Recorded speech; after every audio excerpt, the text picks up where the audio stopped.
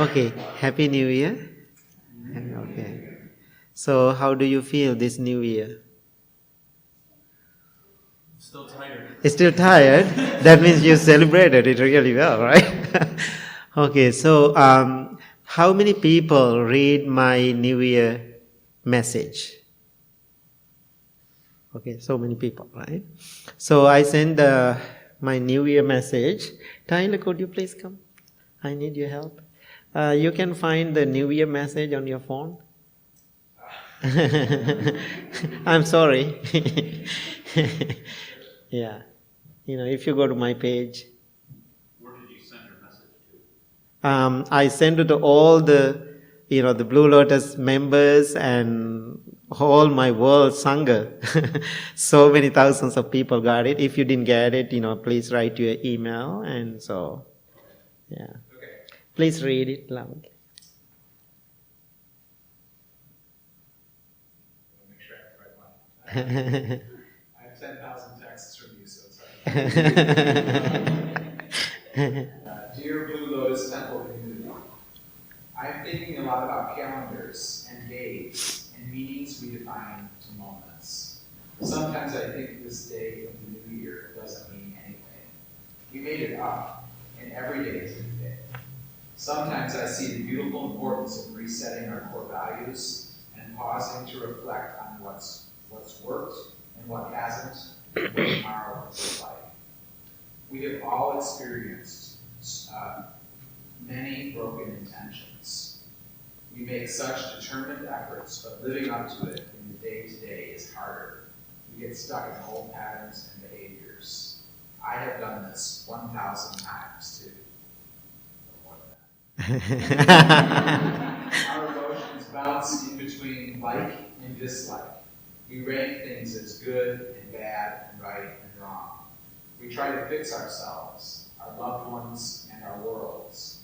It's all very well intended. But I'm curious, is it working? I feel tired and overwhelmed, trying so hard sometimes to get better. Today I'm thinking of the middle path, the gentle road that says, get a little better over here, and the gentle road that says, I'm already good enough as I am. Anything beyond this middle is an extreme. The extreme of changing everything, the extreme of not looking at anything. I think holy ground is here in the center. These days, I'm committed to the middle, finding the place where I really truly love myself as is, and yet still focus my right action on being as noble and kind as I can be. So my mantra entering this new year is, I am not broken. Happy New Year, my beloved family. May you be well, happy, and peaceful. Okay. So, what is your mantra? I'm not broken, right? Okay, good. So, I think everything perfectly said. So,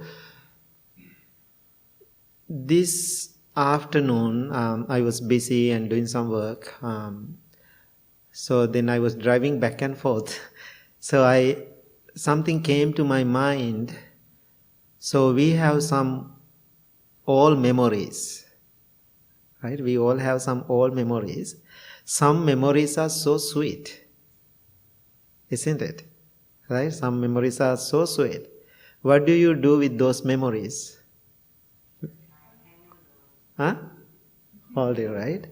How about some memories are so difficult, painful, challenging when you are thinking about them? So how do you feel with those thoughts, those memories? Okay, good. Learn from them. Great. If you can do it. Mostly? Huh? Yeah, push them away. Anything? Anything you do with those memories? Repress them? You don't want to see them. You think, why is there? I hate them. So, our memories, sometimes we are so attached to them.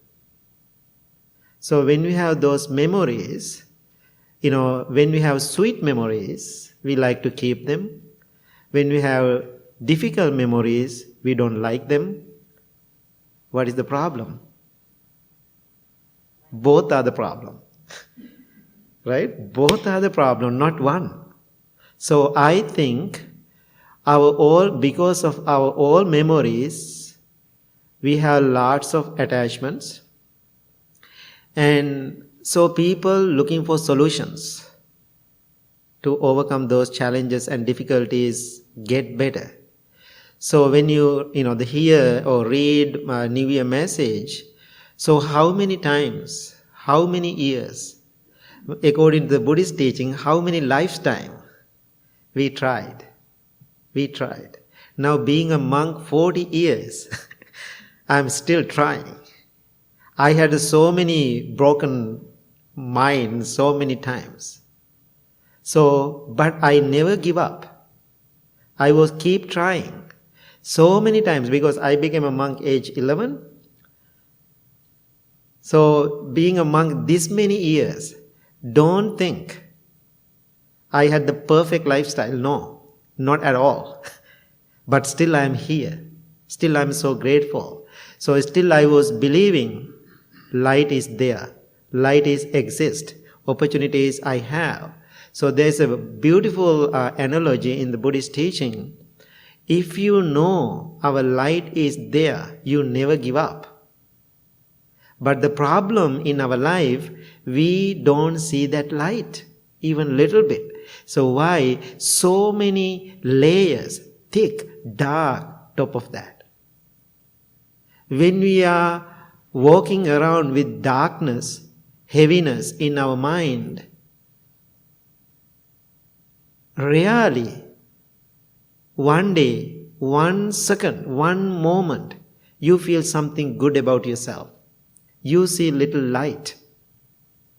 So if you see this little light, you feel so grateful. I see something beautiful. What is the analogy the Buddha used? There is a big pot. Think about it like a clay pot. Like this ball. All big covered pot. Very thick, very heavy. So you can see lots of carvings, beautiful designs in this part. So you can walk around and you can enjoy, like when you go to a museum, when you see all part. You say, how wonderful, this is great. So you always enjoying outside of this. When, sometime when you look around the pot, you see there's a little hole top of the pot. So usually our nature, if you see little things like that, you want to peek on, right? You want to look inside. So when in that moment, what you do, you look inside in that part, then you see there's a tiny little light. Then you tell all your friends, hey, look, come. There's a little light in there. So then everybody looking into that part, they can see that little light. So when you see little light, the nature of us, what you want to do? Share it, or you want to make it bigger, that light. Now you can see this light inside this thick, dark part. Very difficult to get it out. Very difficult to get it out. Everybody walk around and trying hard. But it is a clay pot. So if you want to get the light out, what you have to do? Okay, you said it. What we have to do? We have to break the pot.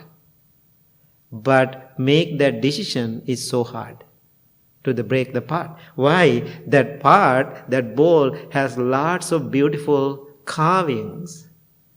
Thousands of years, many of us, our ancestors, our parents, you and everybody, we all are contributed to this part to make it beautiful. But you think it is great, but it's bring you heaviness and difficulties and challenges why you are so attaching to it. But this beautiful light hidden, buried inside that part. After you break the pot, what will have? That whole light going all over the room. I think that is the problem we have. So contributing lots of negativities into our life, which we see they are beautiful. Why? Every negative experience people are enjoying. Even sometimes people are complaining, oh, I don't like this, but they love it. I know I call enjoying suffering. Enjoying suffering. So many people come here, meet me when I travel around the world, and they come to me, oh, Bhante, I have this problem and that problem and this problem and that problem, always complaining about it. Then I tell them, there is an answer. I am going to help you. I am going to help you. How about if you do this? Oh no, I don't want it. I am not ready for that. Maybe my wife doesn't like it. And so, but I know this is the right answer, but I don't know why. There's some fun in it. I talked to one man today, and he said, I know this is wrong. I know this is not right. I know the answer, what you said, that's a perfect answer. But still I know my wife don't like it. That means I realize even they don't like the problem, there's a little enjoyment in there. Why? They know that. They don't want to go something unknown. Why? Unknown is lots of work. Something unknown is lots of work, lots of doubts there. But I am asking, if you want to go from known to unknown to get better, you have to have a risk. You have to have a risk. So usually my nature in life, I am a risk taker. All the time I have lots of complaint from my people because I am always kind of stubborn and risk taking. I think that's the characters, right? I don't say I'm great about it, but that's the different natures of the people. But every time when I take a risk, something beautiful happened in my life. Coming to Woodstock, it was a risk. Believe me, coming to this, the place, it was a risk. Because when I come here first time, 17 years ago, it was a risk. Why? I was coming from something comfortable. I'm really sure where I'm at. I'm really sure everything is okay there. But the place I came, I don't know what it is. Just by myself, no people, no community, no English. However, I made it. Then I remember my teacher, when I get into the car to get here, from Michigan to here, he came to my car and said, hey, I'm telling you now, you are going to take a risk for your life. Even now, you can change whole plans. You can stay in Michigan. He was so worrying about it. So then I said, no, maybe this trip, this is my last breath. This is my last time I'm going to see you. I'm going to die on the way, but I'm going. So why I'm telling you this, even I don't know where I'm coming, I took the risk and I made this decision.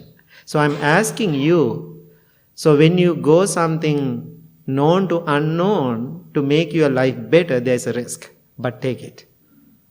Take it. What is the worst case? You will lose it. Handle it. Then deal with it. That's the part of the life. You have that strong abilities to deal this life.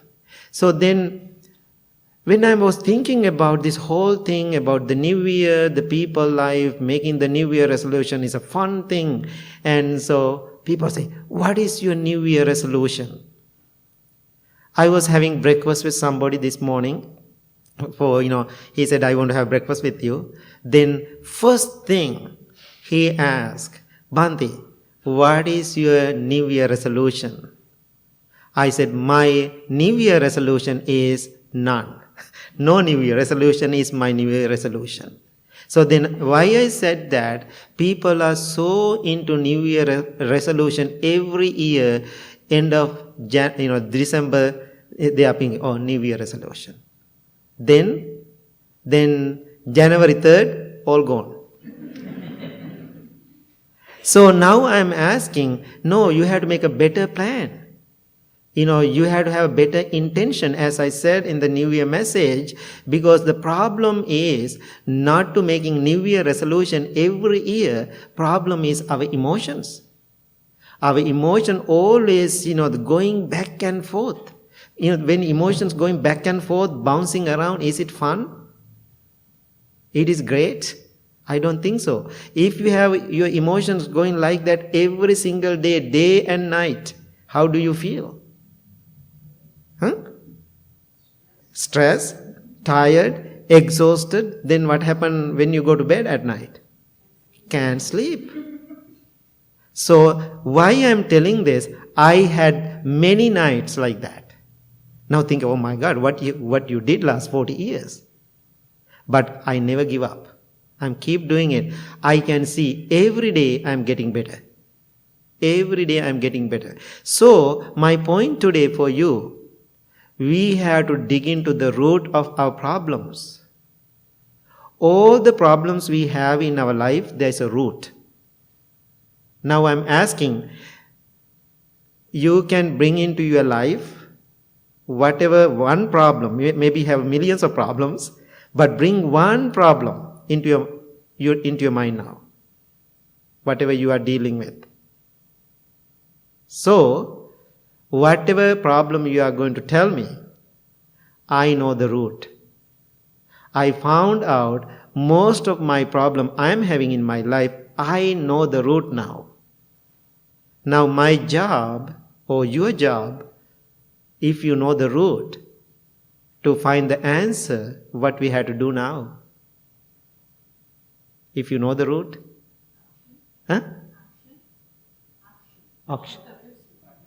Action. Okay, action. Okay. What kind of action we have to take, Mary? Yes, we have to pull out the root. What we have to do? Dig into the root. We know we have to dig into the root, but we don't want to. Why? We are lazy. We are lazy. Especially here in America, when you see the problem as a root is the problem, what they are doing, they are looking for easy ways. That's America. Easy ways, maybe do something, maybe put something soil or, something top of that. Then it will be fine. Then I don't want to see it. So then there's so many other roots will come after that. Why? You don't have that strength. Get into the root and digging and take the root out. And so, long time ago, I think Sumana remember, so we had the tree outside of this building. So it's really annoying to the building. One day we saw it is, after we cut it, it is growing again. I think Sumana did something secret for that. So how to do that, I don't want to tell that one now. And so, however, finally we treat the root. Without treating the root. Now I'm asking, what is the root? Can you guess? Want, desire. Yeah, want, desire, great. I can see that. Ourselves, okay, I can see that. I want to hear another one word. Attachment, okay, another big word. Okay, that's also the same root. Okay. Yes, you perfectly said it. Problem is, ego is the root. Our desire, our attachment, that's why I said, bring one problem into your life. Then, whatever problem tell you today, and thinking about, the root is the ego. What is the ego? Believing I, my, me, and mine. There is no such thing. There is no such thing. So, I think my new book already published. So there is somebody actually, Nick, you told me, right? Nick today. He said, I'm reading about the chapter of ego. He is reading about my new book. So I perfectly explained that book, what is the root means, that ego, how we are going to eliminate it. So my whole life, I am the one had the biggest ego in this whole world. That's what I am feeling myself. Being a monk, being in pedestal, 11 to now, and always treating like, like a god. And whole my life, my mom is bowing in front of me every single day when she see me. Now think about when I raise like that, how big my head is. I'm the man, I'm the monk in the world. I'm the God, I'm the divine. That's what I had my mind when I like my 20s. One day I realized that's a problem. That's why I'm sad. That's why I'm angry. That's why I'm disappointed. So I have to dig into this root little by little. Then I start to do it like my 20s to dig into this root. Still I'm digging. More I digging, then I take cutting all those little root. Now my monks, my people, whoever close people to me, I was meeting one of my brother monk in Florida. He said, when I'm looking at you now, like when I compare you like 17 years ago, you are 90% good. I said, that's it. I need 100%, right? Then he said, you are 90% good. I feel amazed by how much you change. Then he asked me, how do you change like this? I said, only if I summarize, only thing I can tell, I saw my root, my problems. So what I'm doing now, I'm keep digging. So that's why it's New Year message said, you are not broken. You can dig. You can work hard. So that is the message I want to pass into you. Otherwise, 2020 will come. Then, New Year is coming. What is my New Year resolution? Now, how many years we did that? But still, we are same annoying people. Same difficult, same annoying people, including myself, right? Including myself. I'm asking you, now we have to change. What we have to change? Change way we are thinking. Change we are thinking. If you can change way we are thinking, you can make your life better. Okay, that sounds wonderful. So now what I'm asking, bring one quality. The one quality means one difficult, challenging quality into your mind. Then Tyler will explain what we are going to do. I already talked to Tyler about it. Yeah. So we are going to do some little rituals today. Okay. Everybody has to stand up. So actually, I'm going to let Bhante explain this once I explain it. Bhante is going to ask us to bow, and a lot of us don't adhere to the label of Buddhist, and sometimes bowing brings back some memories of childhood religious experiences. And so we, as we were driving tonight, we were talking through the service. I think that the way we talked about it was, what we're really doing is we're going to bow not to the Buddha, not to Bhante or any of the Bhantes or to any figure. What we're really doing is addressing that ego and just getting into a state of humility. Yeah. So if you are able, it's not required. And so we are going to make the 3 bows, full 3 bows. So if you want to say something, what you are going to surrender today, just bowing, just say it loud in front of everybody if you are comfortable. One challenge you have, because it's rooted to ego. So, who's going to start? Right? You want to start, what you are going to surrender today? Attachment to Okay, attachment. Okay, everybody, start. One quality, think about one quality, what you are going to surrender. figuring it out. Okay, figuring out. Okay, anybody? Something. Separate. Okay, good. Hyper responsibility and guilt. Okay, wonderful. Loneliness. Loneliness. Okay, good. Okay, wonderful. Anxiety. Anxiety. Okay. Not feeling good enough. Needing to be right. Mm-hmm. Resentment. Harassment. Judgment. Sugar addiction. Cravings.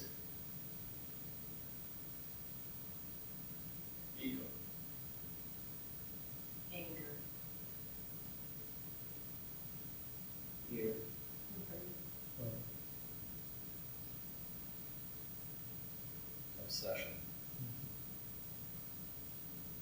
Control. Expectation.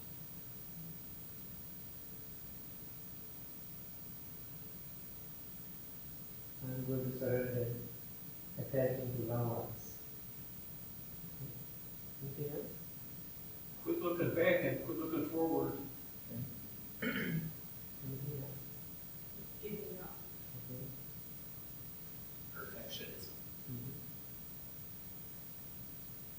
Family grief. Okay. Dullness. Distraction. Boredom. Fear of change. Conflict.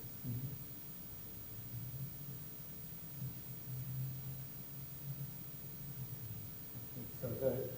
Now, how we are going to bow? If you are able, we are going to make three kneel down, three full bows. Remember people how we bow for the precept ceremony. Exactly. Like if you are not, if you don't want to do that, you can do like this three, right? If you cannot kneel down, you can do like this three. Okay. So when I ring the bell, we bow 3 times. I'm going to ring the bell 3 times.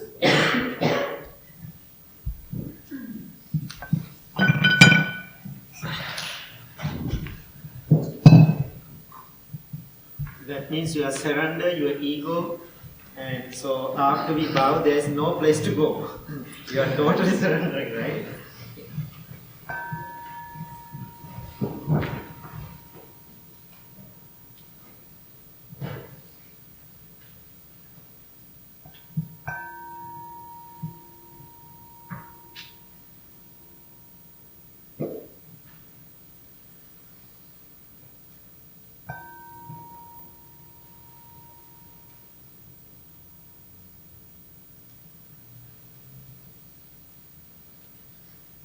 Please be seated. So, especially Eastern traditions, especially Buddhist tradition, so even Hinduism, we always bow. So, state of humiliation. What is the word, Tyler? The humility, right? Yeah. Yeah, so that's what we are doing because we want to be humble, but not to be doormat. Remember that too, okay? So you have to, make the hiss if somebody try to hurt you. Tell you are the cobra, but without poison. Hiss without poison. So that means you are so humble. You surrender yourself, but if somebody trying to do something, make it, okay? Otherwise, people get into the trouble too, okay? So, thank you so much for today, and thank you. Thank you.